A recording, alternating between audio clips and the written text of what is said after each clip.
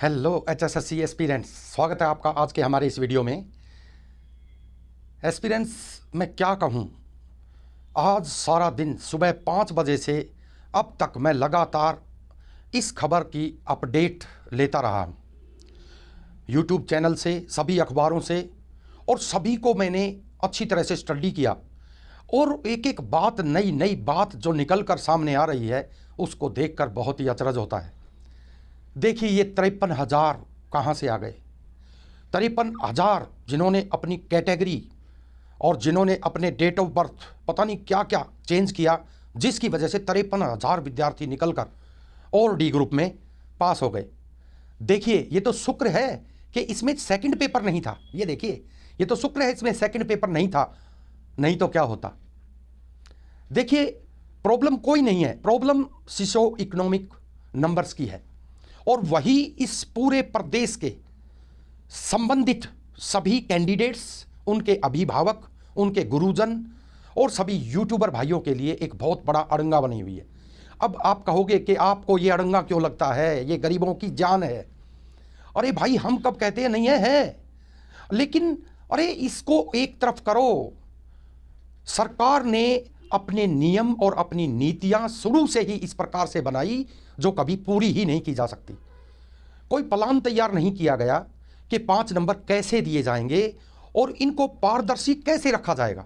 अब देखिए, कोर्ट में वही जवाब सारे देने पड़ेंगे कि आपने प्रकाशन रिजल्ट का किया ही नहीं, रिजल्ट रिवाइज किया मगर अपने आप में, और 4 गुना को आपने मेन पेपर के लिए बुला लिया। अब देखिए, रिजल्ट रिवाइज किया, प्रकाशन किया ही नहीं, तो उन कैंडिडेट को कैसे पता चलेगा कि मेरे कितने नंबर आए हैं, मेरे को कौन सी कैटेगरी के नंबर मिले हैं, मिले भी हैं कि नहीं मिले हैं, और मेरे को सोशियो इकोनॉमिक के शामिल हुए हैं नहीं, विड्रॉ किए हटे हैं कि नहीं। अरे मेन बात तो यही है। अब देखिए, वो खुल कर सारी अखबारों में आज की सुर्खियां बनी हुई है कि हाई कोर्ट ने ये जो है ऑब्जेक्शन लगाए हैं। अब आयोग को पूरे दस्तावेजों के साथ वहां पर अपने सबूत प्रस्तुत करने होंगे कि आपने परीक्षा ली तो परीक्षा के मानदंड क्या निर्धारित किए और किस प्रकार से परीक्षा ली गई और किस आधार पर ली गई और क्या क्या उसके अंदर जो है प्रोविजन रखे गए। अब वो सारे जवाब वहां पर देने हैं, और बस डर यहीं पर है कि ये सरकार और ये आयोग जो है ये अपना काम समय पर नहीं करता। देखिए, इनका पोर्टल जो है, अब मैं वो बातें दोबारा क्या रिवाइज करूं जो आज के अखबारों की सुर्खियां थी, आपने सभी पढ़ ली होंगी। इनका पोर्टल देखिए, हमेशा फंसा रहता है, सर्वर डाउन रहता है, टाइम 2 दिन का मिलता है, और अगर कैंडिडेट्स अपना काम करने उस पर बैठते हैं तो वो फिर वहां सर्वर डाउन हो जाता है, वो कंप्लीट काम होता नहीं और वो पोर्टल बंद हो जाता है, फिर आयोग दोबारा टाइम देता है। अरे भाई, इनका सर्वर डाउन क्यों रहता है? ऑनलाइन तो आप हो गए, लेकिन ऑनलाइन पर ऑनलाइन को चलाने वाले एफिशिएंट वर्कर आपने नहीं बिठाए। स्पष्ट है, आपका जो सर्वर है वो डाउन ही रहता है। आपने सॉफ्टवेयर जो है, क्वालिटी सॉफ्टवेयर इसमें यूज नहीं किए, इसी कारण से ये हो रहा है। तो भाई सिस्टम देखिए, एसएससी का सिस्टम आज तक आपने पिछले इतने जमाने से हम देखते आ रहे हैं, एसएससी का सिस्टम ऐसा नहीं था। इन्होंने जो प्लान किया, जैसे भर्तियां करने की सोची, वो सिस्टम ही गलत था।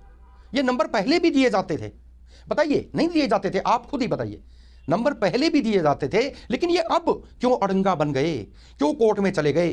अब कैंडिडेट कहते हैं पहले ऐसे हुआ था, जब ऐसे हुआ था वैसे। अरे भाई, जब कोर्ट में कोई नहीं गया, जब इनके अगेंस्ट केस नहीं हुए, क्योंकि उनको जायज लग रहा था तो कोई नहीं बोला।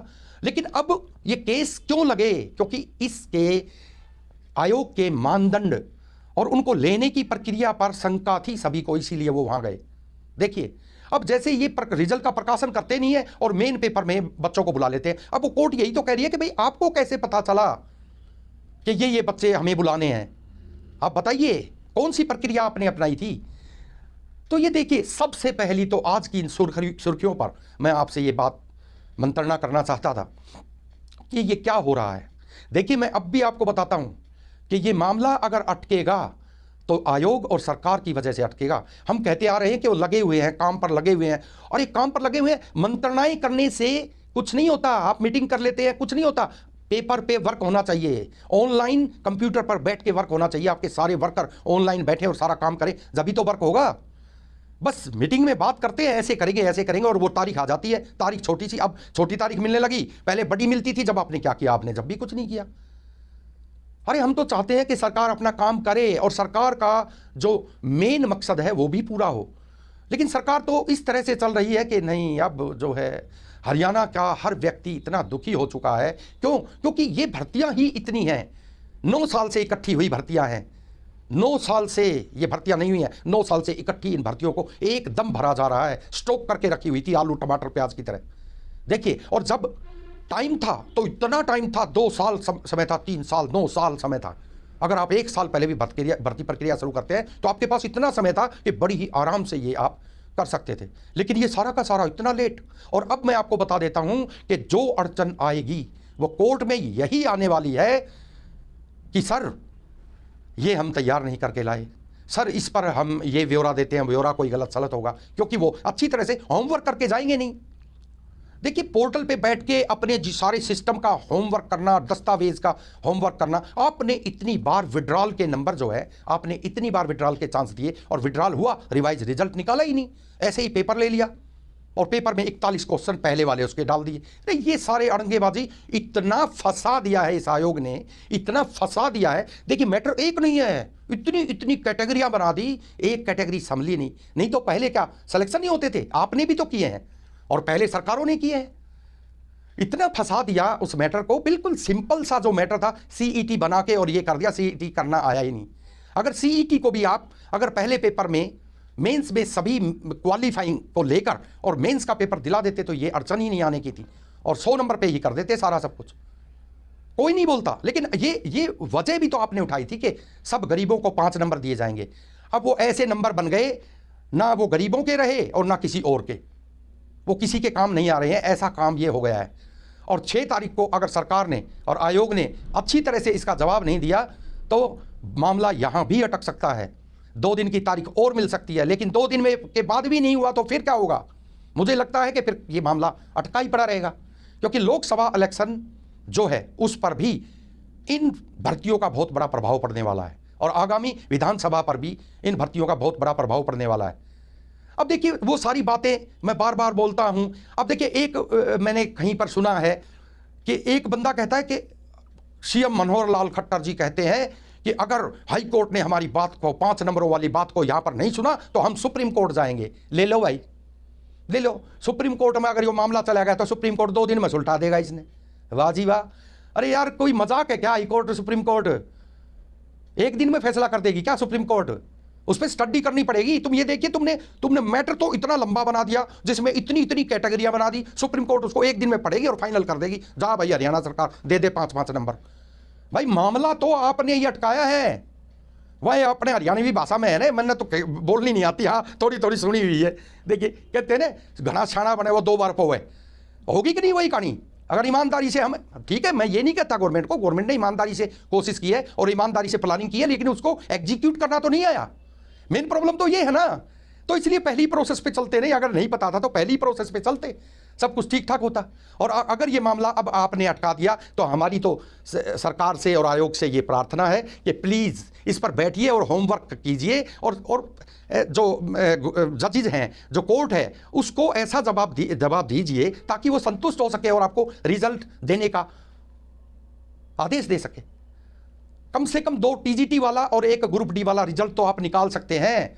ग्रुप सी को तो बुरी तरह से फंसा कर डाल दिया। 56, 57, 20 जेई, पता नहीं क्या क्या जेई जो है, 2 प्रकार के वो जेई हैं, सिविल और इलेक्ट्रॉनिक्स वाले, इलेक्ट्रिकल्स वाले। अब ये देखिए कितनी कैटेगरी बना दी और उनमें कैटेगरी में जो भर्ती हो गई वो उनमें भी गड़बड़ है। जैसा कि वो 51 वाले 51 और उसमें 4-5 जो है उनको बताते हैं कि उनको किन्हीं और कारणों से ये 5 नंबर दिए गए हैं। और कितने मामले अटका दिए आपने, किन्हीं और कारणों से 5 नंबर दिए हैं। ये और कारण जो है सब में और दूसरों में भी अटकेंगे। जहां पर एलिजिबिलिटी नहीं बनेगी वहां पर वो और कारण जो है उसमें फंस जाएंगे। ये भी तो एक प्रॉब्लम है ना कि आप अपनी ही लिखी हुई बात को खुद ही फंसाते जा रहे हैं, उसमें से और पॉइंट निकालते जा रहे हैं और मामला अटकता जा रहा है। फिर कोर्ट में उसका जवाब भी तो देना पड़ेगा ना। और केसेस इतने हो गए हैं कि उनको सुलटाना, हाई कोर्ट करे भी क्या?